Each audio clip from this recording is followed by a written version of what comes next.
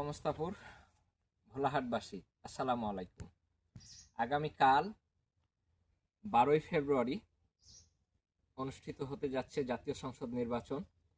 এই নির্বাচনে আপনাদের সকলের প্রিয় প্রার্থী, বাংলাদেশ জাতীয়তাবাদী দল মনোনীত ধানের শীষের প্রার্থী আলহাজ আমিনুল ইসলামকে সবাই ধানের শীষে ভোট দিয়ে জয়যুক্ত করুন। আমাদের এই নির্বাচনী এলাকাটা 3টা উপজেলা নিয়ে গঠিত।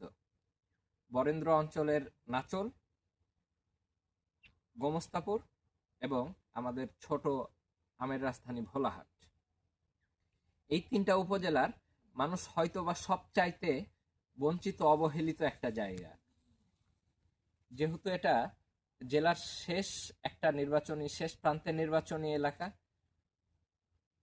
কিন্তু এটার যে গুরুত্ব নাই এমন না। এই নির্বাচনী এলাকাতে আপনারা কেন আলহাজ আমিনুল ইসলামকে ভোট দিবেন, ধানের শীষে ভোট দিবেন? ধানের শীষে ভোট দিবেন এই জন্য যে ধানের শীষের চেয়ারম্যান, বিএনপির চেয়ারম্যান জনাব তারেক রহমান এই অঞ্চল সম্পর্কে ওনার একটা সুনির্দিষ্ট পরিকল্পনা আপনাদের সামনে উপস্থাপন করেছেন। এবং আলহাজ আমিনুল ইসলামকে কেন ভোট দিবেন? আলহাজ আমিনুল ইসলাম আপনার যতগুলা ক্যান্ডিডেট আছে এখানে সবচাইতে পরিচিত মুখ। বিগত স্বৈরাচার বিরোধী আন্দোলনে মানুষ যত প্রকার নির্যাতিত নেতাকর্মী ছিলেন তাদের পাশে ছাতার মতো দাঁড়িয়েছিলেন আলহাজ আমিনুল ইসলাম। এবং একই সাথে আলহাজ আমিনুল ইসলাম এলাকার মানুষের কাছে নম্র, ভদ্র এবং একটা নীতিবান লোক হিসাবে পরিচিত। আলহাজ আমিনুল ইসলাম একজন প্রতিষ্ঠিত ব্যবসায়ী। তার নিজের এলাকার মানুষের কাছ থেকে ভালোবাসা ছাড়া আর তেমন কিছু চাওয়া পাওয়ার নাই।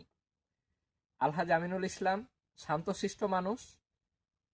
তার সন্ত্রাসী কার্যক্রমও যেমন নাই, তেমন তার কোনো নেগেটিভ ব্যাপারও নাই যেটা আপনাকে পছন্দের তালিকা থেকে বের করে দেবেন।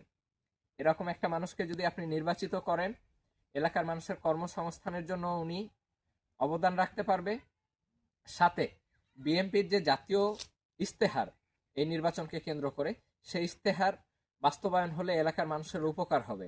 তাই আসুন, আমরা এমন কাউকে ভোট দিব না যাকে আমরা 5 তারিখের পরে চিনি। আপনারা যাকে বছরের পর বছর থেকে চিনেন এমন মানুষকেই বেছে নেন এবং উনি আপনাদের আস্থার প্রতিদান দিবে ইনশাল্লাহ আগামী জাতীয় সংসদে নির্বাচিত সদস্য হিসাবে। আপনাদের সবাইকে ধন্যবাদ। সবাই ভালো থাকবেন। আগামীকাল 12 তারিখ সারাদিন সবাই ধানের শীষে ভোট দিন। আসসালামু আলাইকুম।